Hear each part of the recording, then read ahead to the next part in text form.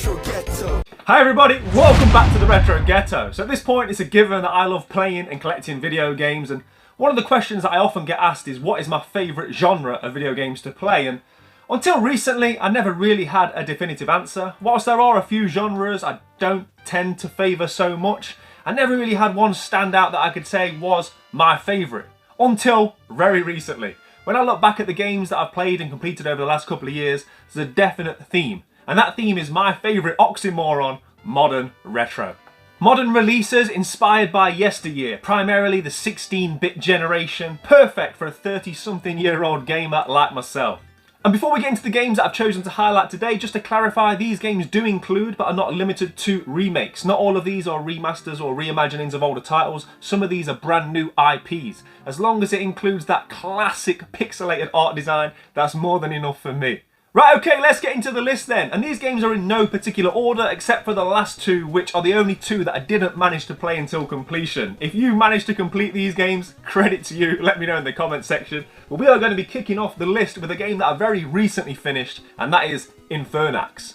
I described this 2022 Berserk Studio developed Metroidvania as a flawless game. There's not too many games I can say that about. You play as Duke Alcedor, a young hero who returns from the Crusades to see his village overrun by monsters. What I love about this game is that it isn't overly ambitious, but everything it did flawlessly. It's not too long, and although a Metroidvania, there isn't too much backtracking. It's not one of those sort of games where you're going to be going backwards and forwards across the map multiple times, which for me personally can often get frustrating.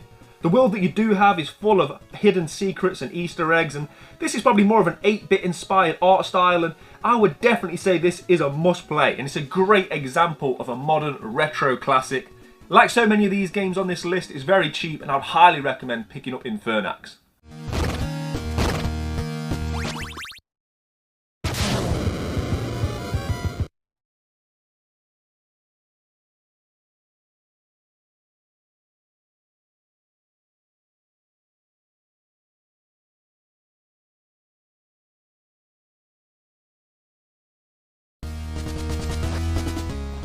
Right, okay, next up we have Huntdown. This is a 2020 run and gunner developed by Easy River Games. I say run and gun, but this 1980s epic movie inspired video game, that's kind of only half the story. Half of the level is a sort of run and gun left to right action platformer, and then when you get to the boss, it's almost a game within itself. The boss fight is arguably where this game really shines. Each boss is very unique in its gameplay and its design, and it really does help to keep this game fresh throughout. And what will probably become a bit of a theme for this video, this game didn't outstay its welcome. I'm getting to that time of life now where I don't have as many hours as I used to put into video games, and games that I can get through in a couple of sittings are absolutely perfect for me. This game did fit that bill, although it does get increasingly difficult throughout. Some of the boss fights towards the end of the game, whilst not overly hard, will definitely give you that nice sense of achievement once you get it done. If, like me, you grew up watching 1980s and early 90s action movies, then yeah, this is definitely a game you should be checking out. Hunt 'em down and make a healthy living by making living unhealthy. In Hunt Down. Viewers of the channel will know how much I love shmups. However, by my own admission, I'm not great at them. And often when I put them in, I'm immediately disappointed by how difficult they are. It kind of puts me off from really trying to get good at them because I just feel like it's almost impossible for my skill set. This game, however, was the perfect balance between difficult and rewarding. I loved everything about this game, from its fantastic visuals to the soundtrack, which for me is one of the best soundtracks of all time. That's how highly I rate it. And that game is Ganryu II. I immediately fell in love with this one. As soon as I saw those visuals and then heard that heart-pumping soundtrack that got me fired up for every single playthrough, I knew I was going to have to play this one until completion. Like I say, it's got that kind of great mix of not being easy by any means, but it's sort of achievable. It feels fair, it feels balanced, it feels like when you die it's your fault, and for me that's always the sign of a great video game. I'll often get asked in the comment section what a good starting point is for people that are new to the genre of shmups, and this is often the game that I tell people to start with. As I say, it's that perfect balance. Whether you're a sort of shmup hardcore fan or new to the genre, I think you'll find a lot of fun with this one, and yeah, I can't recommend Ganryu II highly enough.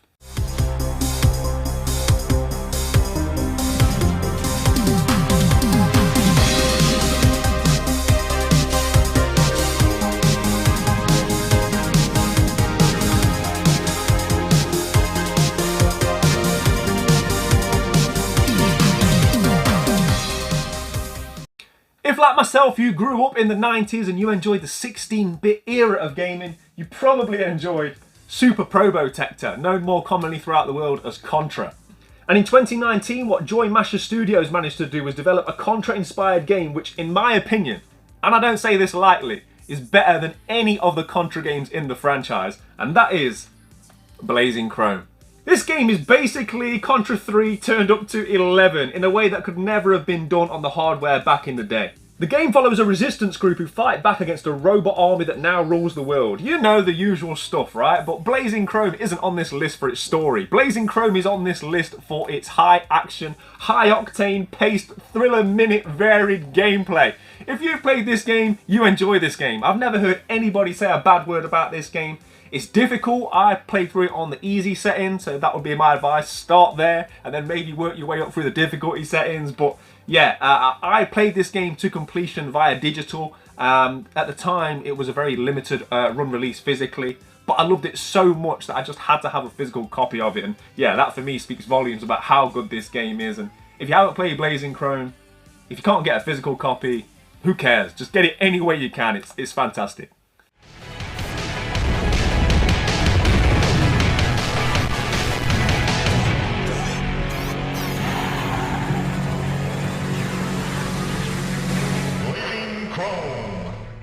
The next game is one of the oldest on the list, developed in 2015 by, amazingly, just one man, and that is Axian Verge. This Super Metroid-inspired Metroidvania manages to perfectly capture that eerie, almost fear-inducing feeling, in part to its macabre art style and fantastic soundtrack. A real Metroidvania, this one, in every sense of the word, with vast areas to search, discover secrets, and over 60 unlockables throughout the levels. One of the longer games on the list, approximately 17 to 20 hours to see this through to completion depending upon how you play, but that time invested is well worth it to get this one finished and help a scientist named Trace explore this high-tech AI inhabited world. And yeah, as soon as I put this in and I felt that sort of real eerie sense of feeling that it gives you, I was just immediately taken back to the first time I ever played through Super Metroid. And that's the highest compliment I can pay to Axian Verge.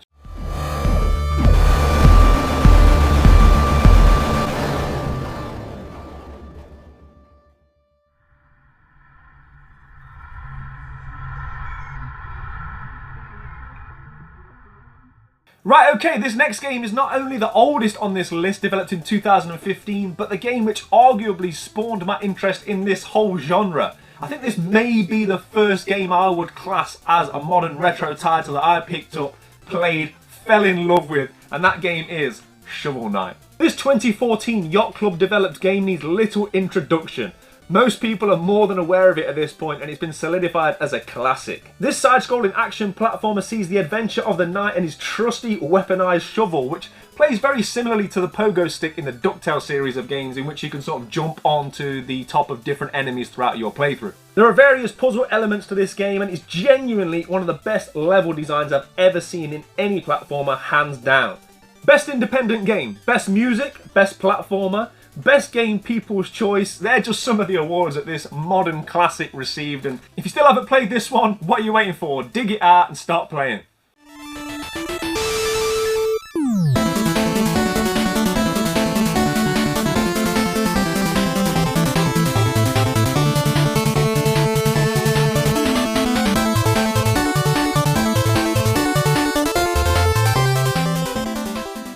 This next game was described online as a Metroidvania. Whilst it does have some of those exploration elements, I wouldn't describe it as that. I likened it more so to the Monster Boy series. It's more sort of like platforming with small RPG elements, and yeah, I absolutely love this game, and that game is Agelos. Agelos? I don't know, it's been about 7 years since its release and I still don't know how to say it. I would probably describe this game as the most retro of all the modern retro games on this list. And what I mean by that is it looks closer to the art style of the games that were released 30 years ago, just with that modern day shine and polish. However, do not be fooled by the happy, colourful design of this one. It presents a real challenge, certainly towards the end of the games. Certain sections where you'll have to be millimetre perfect with your jumps, and yeah, for me it's just a real nostalgia trip, this game. As I say, it reminds me of that Wonder Boy series, and it almost transports me back to family holidays when I was younger, sitting there with those one arcade cabs that you would have in the bar at the hotel and asking my mum for just a little bit more drachma. I'm that old, just to have a couple more playthroughs. And yeah, that's what gaming's all about, right? But yeah, definitely worth checking out Agelos, should you get the chance.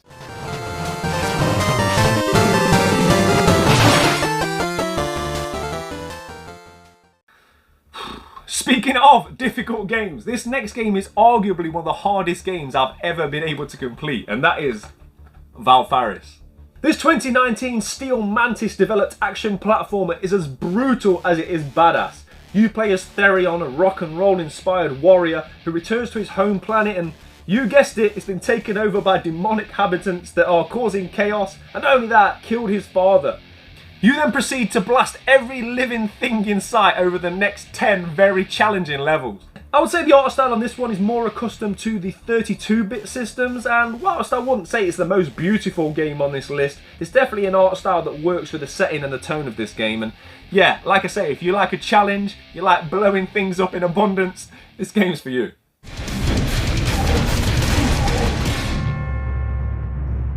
And from one difficult game that I managed to finish to a difficult game that I didn't manage to finish. Yes, we've reached that part now of the list where there's two games that I was unable to complete. The first of the games that I was unable to finish but thoroughly enjoyed getting my arse kicked by is Ganryu II. The sequel to the 1999 Neo Geo release, Ganryu II is a love letter to the original Shinobi trilogy. In particular, in my opinion, Shinobi 3. Given how diverse its gameplay is, switching level by level from side-scrolling action platforming to speedrunning levels and even a shmup stage. A beautiful game, but boy is it tough. I think I got as far as the 5th stage before eventually tapping out, largely because it has that old school mechanic of when you die, you stay dead. And what I mean by that is you go right back to the start of the level. Now, a level might have multiple stages, and towards the end of the game, those stages become very difficult. So if you die on stage 3 of a certain level, and then you have to go right back to the start of that level and do those first 2 stages to get back to where you were, that in itself is a task. And then you've got to try and get there with enough lives to get further than where you just did. And yeah, eventually I tapped out on this one, but I enjoyed this game so much that I will definitely be going back to it. And I think basically it made me think to myself, when I was younger, I never used to judge a game on whether I could beat it or not, right? I just enjoyed the act of actually playing it. And I think that's something I need to bear in mind as an adult when I play games, right? It's not all about the beating of it. Sometimes you just got to enjoy the journey. And I definitely enjoyed the journey with Ganryu II.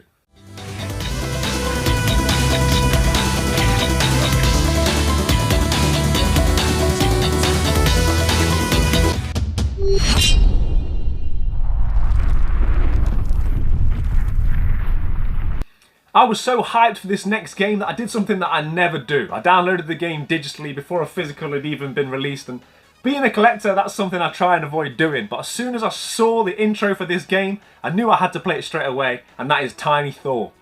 I was immediately sold on this game, not only because of the beautiful 16-bit style, but because of the Norse mythology links. And once I found out that you could throw Mjolnir, similar to like a 2D style throwing of Kratos' Leviathan axe in the God of War series, I knew I had to get on it straight away. And first few levels, I loved it. It was everything that I'd hoped it would be. Fantastic level design, and yeah, I was just sort of taken aback by how beautiful the pixelated art style was.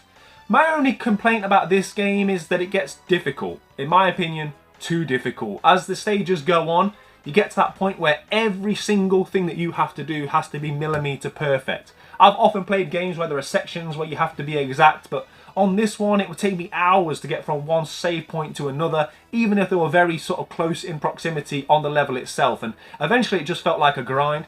I would love to see them release a patch of this once the physical comes out, where maybe they have an easier setting for people that are less gifted at the game, shall we say, like myself. Maybe give us the option for an additional jump.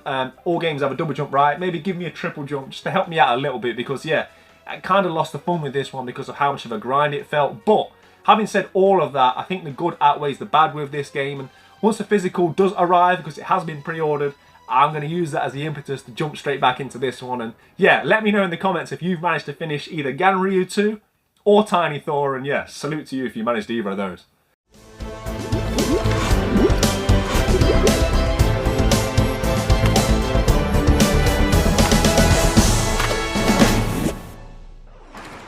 So there we have it, 10 of my favourite games from my favourite genre of video games, modern, retro, and thankfully these games are very en vogue right now. Developers are putting these out at a frenetic pace, and for me that's fantastic because I enjoy them so much. I could have easily made a top 20, and if you guys enjoyed this, let me know. I could easily make another list should you guys wish to see it, and for me it's not only enjoying these games but also collecting them is fantastic. They're often very cheap. Most of these games that you've seen today have cost me between sort of 15 and 20 pounds, and whilst I think every example I've shown has been on the Nintendo Switch, they are available on multiple different systems. I personally enjoy collecting for the Switch, but yeah, these games are often available across all different consoles, and that's what I love about them, the accessibility. You can pick these games up, you can play them within a couple of hours, and whilst most people sit there with their jaws on the floor at AAA titles on the PlayStation 5, for me personally, there's nothing better than beautiful pixel art.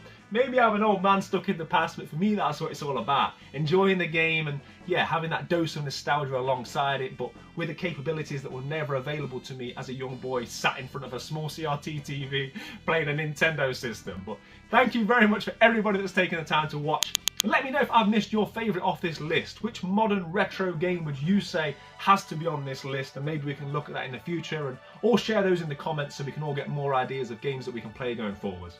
Thank you very much for taking the time to watch. Play your games, keep it modern retro. I'll see you on the next one. Take care. You're watching the Retro Ghetto. Ghetto. Ghetto. Yeah. Lock into the retro ghetto.